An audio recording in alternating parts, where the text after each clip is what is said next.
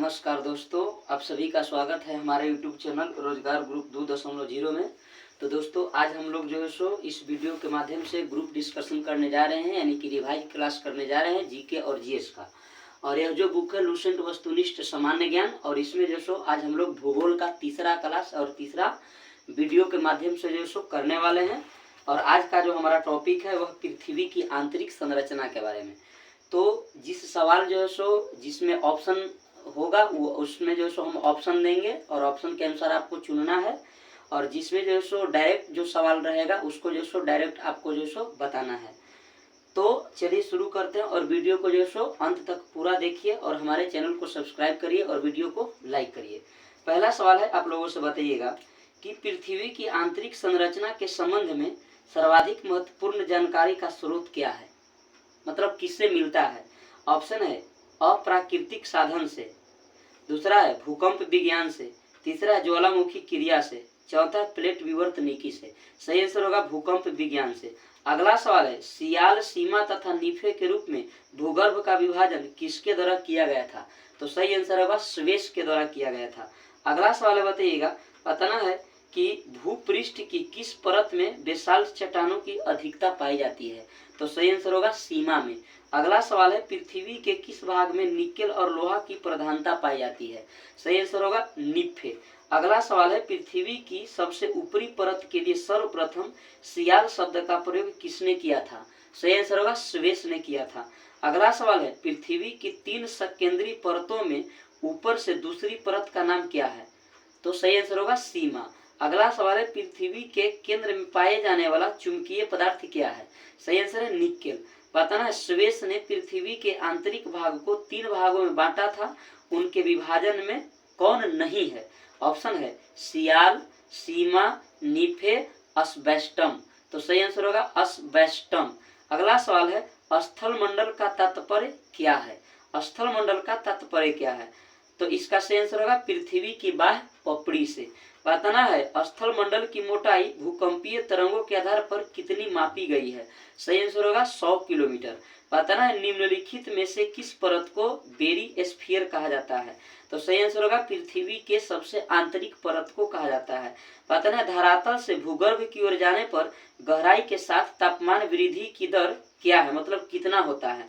Option है 1 degree Celsius प्रति 165 metre, दूसरा है 1 डिग्री सेल्सियस प्रति 165 फीट, तीसरा है 1 डिग्री सेल्सियस प्रति 32 मीटर, 1 डिग्री सेल्सियस प्रति 32 फीट। तो सही आंसर है option number C 1 degree Celsius प्रति 32 मीटर। पता है पृथ्वी की आंतरिक संरचना के अनुसार भूगर्भ का विभाजन भूपटल, मेंटल तथा कोर में किया गया है। यह विभाजन किसका है। तो सही आंसर होगा ग्रांट का। किसका है, ग्रांट का है। बताना है कि निम्नलिखित में से कौन सा असत्य है, असत्य चुनना है। पहला ऑप्शन दे रहे हैं, भूपटल की औसत मोटाई लगभग 33 किलोमीटर है। दूसरा, महाद्वीपीय भाग में भूपटल की मोटाई अधिक और जबकि महासागरीय में भाग यह छिछला है। तीसरा, महाद्वीपीय भूपटल मुख्यतः ग्रेनाइट चट्टानों से निर्मित है।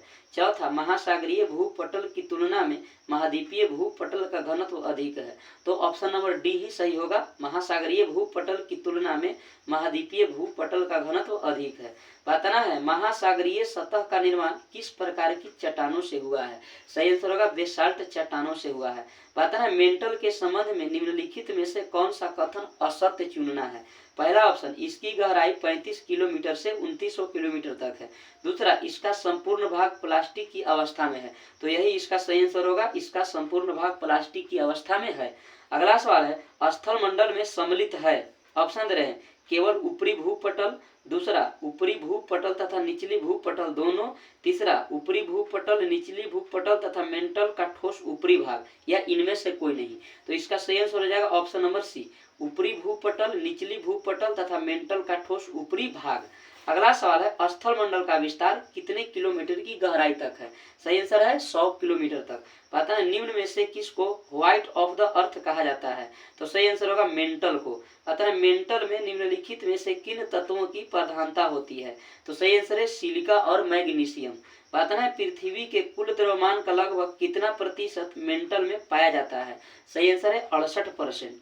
पता है महो असमानता स्थित है किसके बीच। महो असमानता स्थित है किसके बीच? तो सही आंसर है क्रस्ट तथा मेंटल के बीच। बताना है पृथ्वी के कोर में किस तत्व की प्रधानता होती है? सही आंसर है लोहा एवं निकेल। अगला सवाल है निम्नलिखित में से कौन सा कथन असत्य चुनना है? ऑप्शन है महाद्वीप मुख्यतः ग्रेनाइट चट्टानों से निर्मित है। दूसरा महासागरीय बेसिन में बेसाल्ट चट्टान की प्रधानता है। तीसरा कोर को बेरी स्फीयर के नाम से जाना जाता है। चौथा पृथ्वी के समस्त आयतन का लगभग 68% एवं द्रव्यमान का 83.5% मेंटल व्याप्त है। तो ऑप्शन नंबर डी सही है कि पृथ्वी के समस्त आयतन का लगभग असत्य है चुनना, मतलब गलत है, यही होगा कि पृथ्वी के समस्त आयतन का लगभग 68 एवं द्रव्यमान का 83.5% मेंटल में व्याप्त है। अगला सवाल है भूगर्भ में तापमान की वृद्धि का कारण क्या है? ऑप्शन दे रहे हैं दबाव, रेडियो सक्रिय पदार्थ का विखंडन, सी है दोनों और डी है इनमें से कोई नहीं। तो इसका सही आंसर हो जाएगा दोनों, ए और बी दोनों, दबाव और रेडियो सक्रिय पदार्थों का विखंडन। बताना है गहराई में वृद्धि के अनुसार महाद्वीपीय भूपटल के विभिन्न परतों का सही क्रम क्या है? तो सही आंसर होगा परतदार होगा, फिर ग्रेफाइट होगा और फिर बेसाल्ट होगा। अगला सवाल है कि भूपटपट्टी पर पाए जाने वाले निम्न तत्वों की मात्रा का सही अवरोही क्रम में बताना है, यानी कि घटते क्रम में, अवरोही मतलब बढ़ते होता है। तो इसका सही आंसर होगा ऑक्सीजन, सिलिकॉन, एल्युमिनियम और लोहा। अगला सवाल है पृथ्वी के भूपटपट्टी में कौन सा तत्व प्रचुर मात्रा में पाया जाता है? तो सही आंसर होगा एल्यूमिनियम।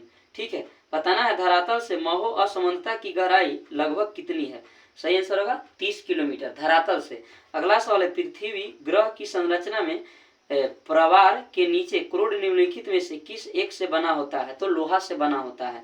बताना है वलन क्रिया किसका परिणाम है? सही आंसर होगा पर्वत निर्माणकारी बल के। बताना है मिश्रित धातुओं और सिलिकेटों से बनी धरती की परत कहलाती है क्या? तो सही आंसर है सियाल। बताना है गुटेनबर्ग असमानता पृथ्वी के किन दो परतों के बीच है? सही आंसर है मेंटल और कोर। ठीक है, मेंटल और कोर। अगला सवाल बताइएगा, इसी में जो है सो अगला टॉपिक है महाद्वीप और महासागरीय नितल की उत्पत्ति। महाद्वीप एवं महासागरीय नितल की उत्पत्ति। तो बताना है कि महाद्वीप और महासागर किस श्रेणी के उच्चावच हैं? महाद्वीप और महासागर किस श्रेणी के उच्चावच हैं? तो सही आंसर है प्रथम श्रेणी के उच्चावच हैं। बताना है पृथ्वी के धरातल के कितने प्रतिशत भाग पर महाद्वीपों का विस्तार पाया जाता है? तो सही आंसर है 29.2%। बताना है महाद्वीपीय प्रवाह सिद्धांत के प्रणेता कौन है?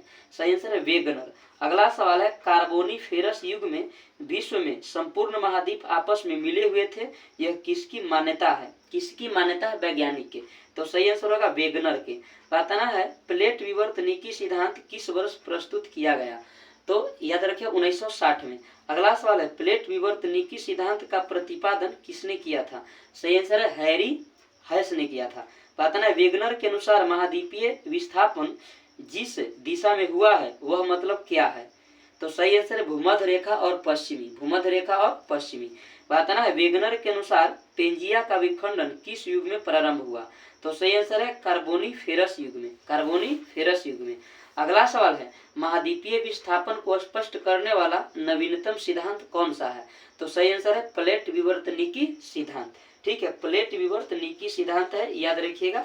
चलिए देख लेते हैं इसके पीछे वाला जो कल हम लोग जो ग्रुप डिस्कशन किए थे उसका जो रिवाइज करवा रहे हैं। बताइएगा कि हमारे सौर मंडल के निम्नलिखित में से किस ग्रह का द्रव्यमान सबसे न्यूनतम है?